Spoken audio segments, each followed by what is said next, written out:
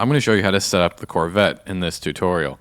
You're going to start with a schematic of it. In this case, we're using the version that has the radar. So it's the most complete version that you will be setting up. So you're going to want to position it somewhere in the air, like up here. Probably doesn't need to be this high, but anyways, you're going to print it or build it, whichever one. Then you're going to get a ship helm. You're going to place the ship helm anywhere on it, and then open it and click assemble. And now what's going to happen is it's going to get a little bit stuck because there's some things that don't get turned into the schematic or into the ship right away. And let me just get rid of any items. Like up here, we have these 4 pieces of stone. They did not go with the ship. So you're going to just put them back. It's a blacklisting feature in the mod. There we go. Another thing, this didn't go with the ship, the autocannon. So we're just going to collect this and rebuild it right here.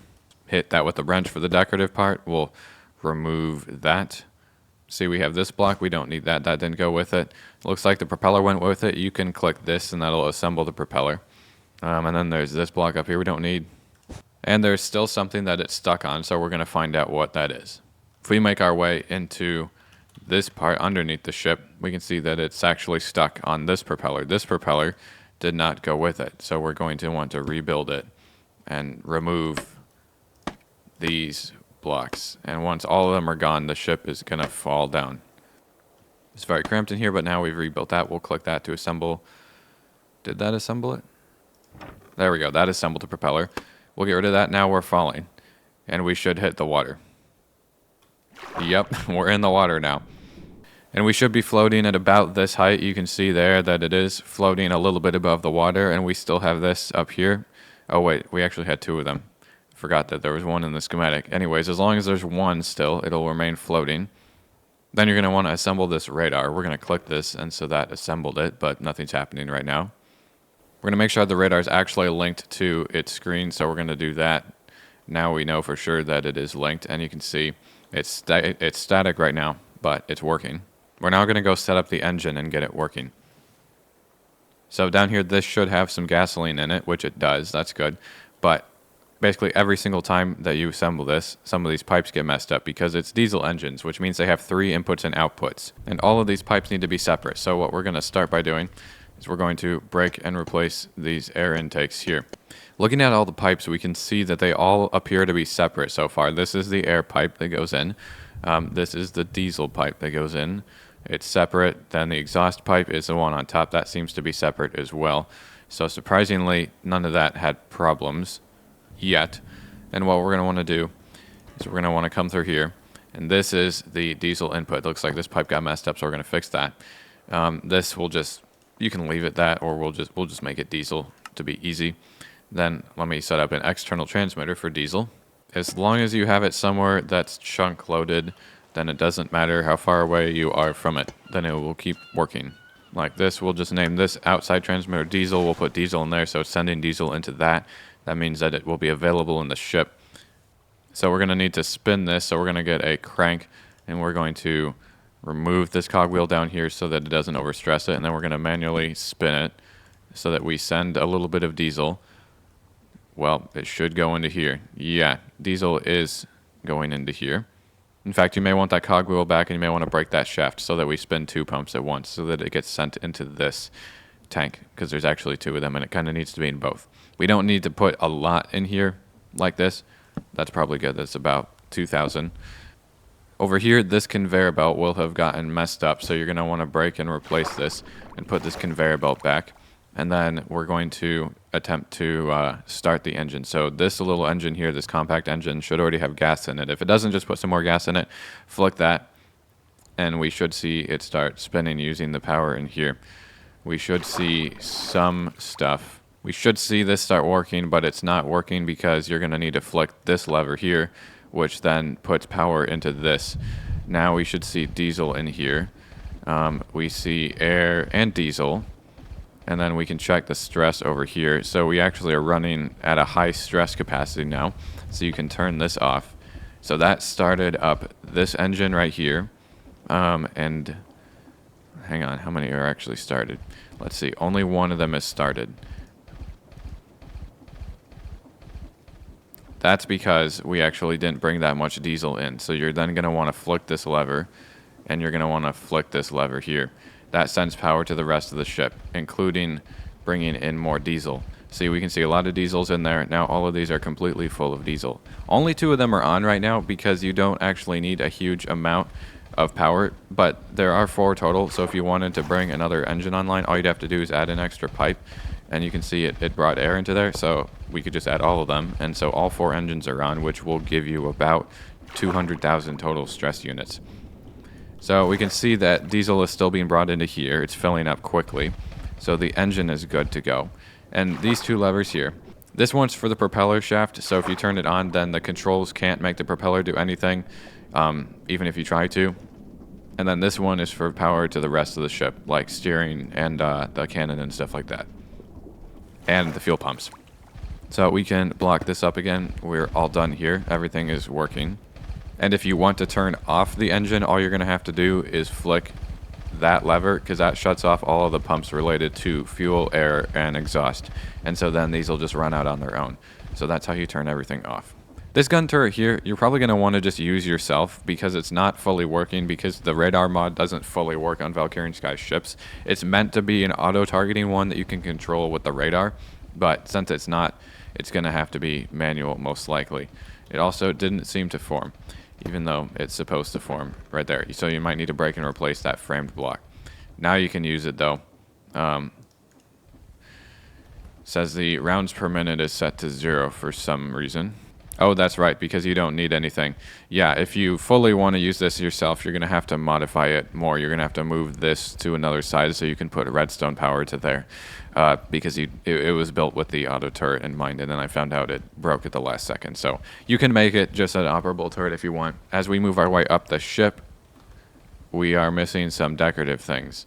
There are some of these wire connectors here, which are purely decorative, but they don't go in the schematic, so you're going to want to get some wires and replace them. As I'm doing, there should be 4 of them attached to this, or to these right here, and then this one up top goes all the way to the front.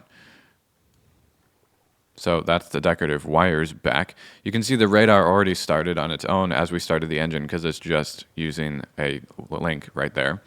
If you take a look down here, the radar is scanning. You can change what it detects by switching to no mobs, only mobs, players, or Valkyrian Sky ships only, and then you'll see different things. Right now it's everything, including items. So I'm just going to move this a little bit away from the shore, because we're about to start testing the steering and the propulsion. So if we come into here, that should be to turn on the propeller. Let's take a look. Yep, flicking that lever turns the propeller on. But the propeller won't do anything as long as there's still a ship helm somewhere on the boat. If you remove that, the ship will start actually floating on its own now. This is the part at which we may need to rebalance some things, because it's seeming to have leaned over to one side. Regardless of how good I balance the ship before taking the schematic of it, it always seems to require some rebalancing, which is really annoying. But we'll get to that a little bit later. But you'll see that the ship is actually moving now. We'll leave this on. If you push this button here, the rotation of the propeller is reversed, and so you start going in reverse now. If we watch the ship, it'll slow down. And now we're backing up, you can see.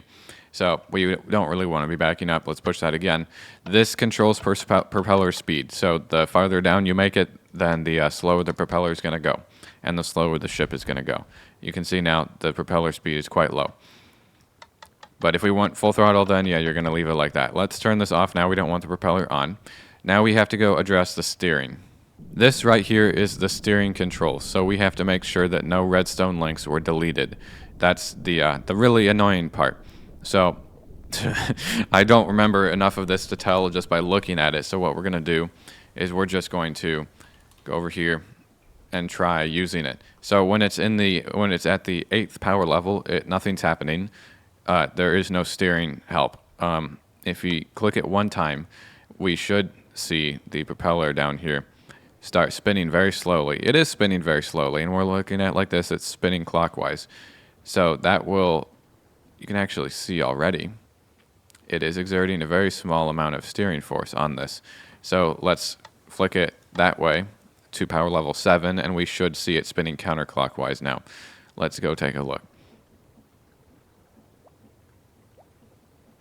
Since no spinning is happening, that means there is actually a problem with it. The problem actually has nothing to do with the schematic. The problem is that there's two ships in the same spot. And each ship is actually supposed to have its own, like, link coding. And I actually was doing it with the Flower, I think. Although that was maybe for ship class, because Flower class Corvette. Anyways, that's the issue. It's actually the steering from two different ships conflicting with each other. So let me just remove this, and that'll stop that. So if we come back over here, and I move it to 7 or lower, it's actually, well, it should have already started once I did that. Yep, it's now spinning counterclockwise, and if we move it all the way down to 0, it's going to spin rapidly counterclockwise. So the further you move it in either direction, with 8 being the middle, the faster it spins and the faster you're going to turn. So that's cool. That means steering and propulsion is all good to go. What we're going to do now is we're going to deal with this front turret here. I'm going to show you how to build it, and we're going to fix the inevitable problems that happen with the links, where the links get deleted. And then the last step is going to be trying to rebalance the ballast a little bit. You're going to want the Corvette turret assembly schematic, but the schematic is not actually that helpful for building it, because you can't build it and have it actually be attached and become a physics entity on this physics bearing here, which is what the turret's mounted on. But it is useful as a reference. That's what we're going to be using it as, and you can get the material list for it. So you'll have to get the material list yourself, but I will show you how to actually assemble this onto the bearing. To make this easier on me and you, I'm just going to print it here, actually, because then I can take a look at some of these other things. So we're going to start with a vertical gearbox, and in relation to the ship, make sure that the two sides are facing like up and down the ship, like this. You don't want it to be like that. You want it to be, come on, like that. There we go. You just need one block, do that, and then right click the block, and now you've got your physics entity. And now everything else just needs to be built off of the block. So you're going to take your fan, stick the fan right there, put a shaft here, got a chain drive, put one chain drive there, then rotate the chain drive's direction. Then you're going to get out a energy transmitter, place the transmitter here, and then place another transmitter right here. And let's get the names. The name of this transmitter is Corv Elevation, and the name of this transmitter is Corv Fan, this one right here. And if you, assuming you did that right, this already will start going, because that's just the fan for moving stuff upward into the gun. Next, you're going to put some belts right here, shafts and a belt onto that. Then you're going to get out a chute, put the chute on the fan, get out an item transmitter, stick the item transmitter right there. And I think it was just, well, in the schematic it says Corvette ammo. We're just going to make it machine gun ammo. Whatever ammo channel you have for whatever type of ammo, you're going to make that. That's the ammo input.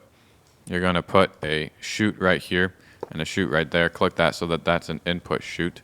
And then you're going to also want to try to make it extract exactly 64. And you are probably going to want to put, I don't think I included this in the schematic, but get like a trap door. I might have to change this if it ends up not working. We want something here to try to stop items from getting flung or glitched partially. So if that doesn't cause any conflicting issues, then I'll leave it. Then we're going to put 3 of these blocks here, get out some redstone, put a piece of redstone there, get out a wireless link. I don't have any of those. Come back down here, put the link underneath the redstone, make it a receiver, and use zinc bars on it. And then you're going to put another industrial block right there. Get out a cannon mount, make sure that the firing side is right next to the redstone. That's the firing control area. Then you're going to get a shaft, and then you're going to get a belt, connect that. That's for controlling the elevation of the gun. Stick a lever right here. Get out your autocannon pieces. We're going to now build the autocannon here. Put the spring there, put the breech in the back of it, and then might have a hard time seeing it for some reason.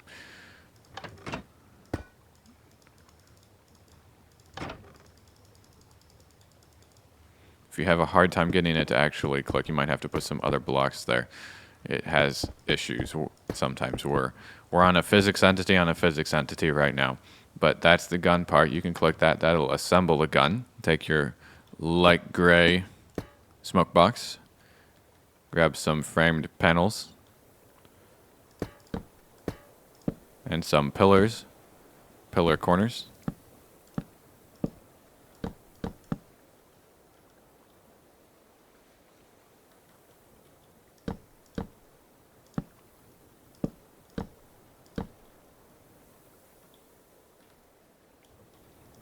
Put a block in the middle. I like to get a cage lamp so that it actually lights up, because the lighting is calculated separately. Get out some concrete, and you're going to turn most of this into the concrete, except for some light gray loco metal. Put that here. And I think that is the assembly. So we're gonna need to actually get the controller working with it now. This is the part where usually some redstone links break and you have to mess with it more. This is a controller that is supposed to be configured for it. You can see we already have this, like spacebar. That's for shooting it. If there were ammo going into it, which there's not, which I will fix, then it would be working. To demonstrate the ammo part of this, I'm just going to put this here. We're going to make this machine gun ammo. And I'm just going to have a creative... Oh, shoot. I need a creative crate. Do that. We should see... Yeah, it doesn't render on the belt. Ah. Why is it doing that? It's still having that little glitch. Oh, that got tripped. That should stop that. So there should be ammo in here. Yep. So that part's already working.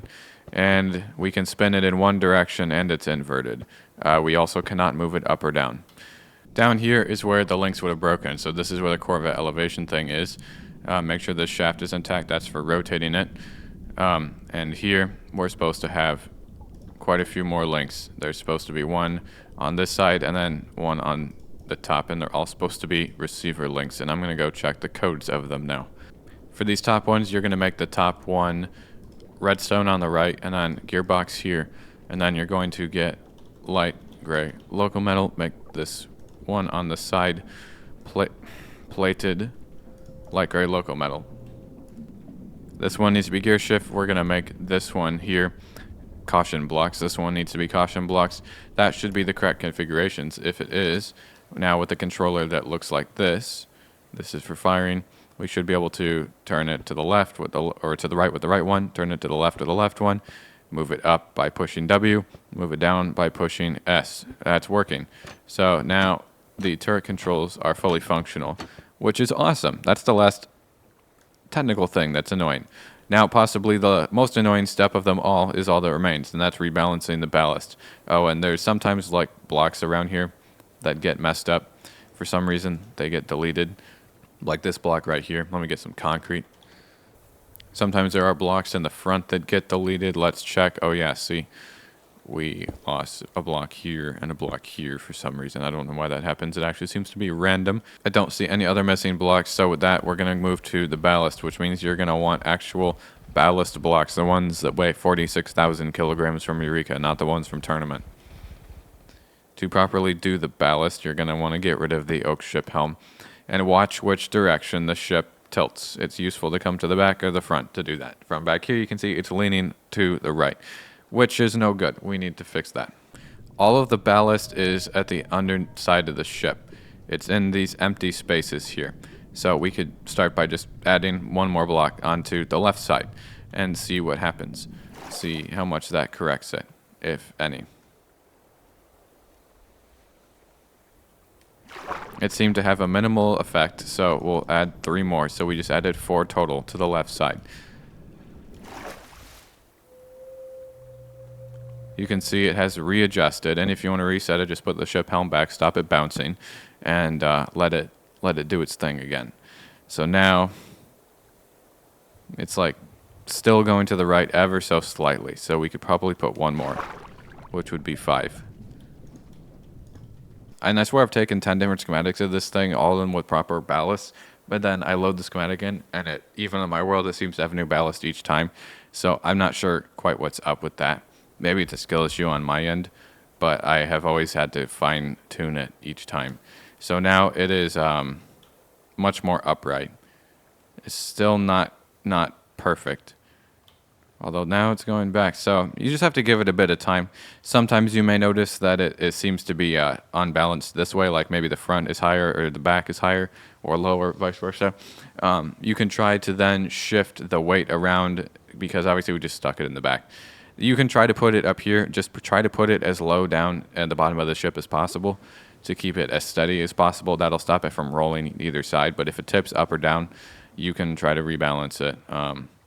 That way, it tends to tip down slightly in the back because a lot of the ballast is toward the back of the ship. So that's the most likely place it would do that. But now, I think that is the ship all set up here. Let's turn on the propeller. We should start moving out.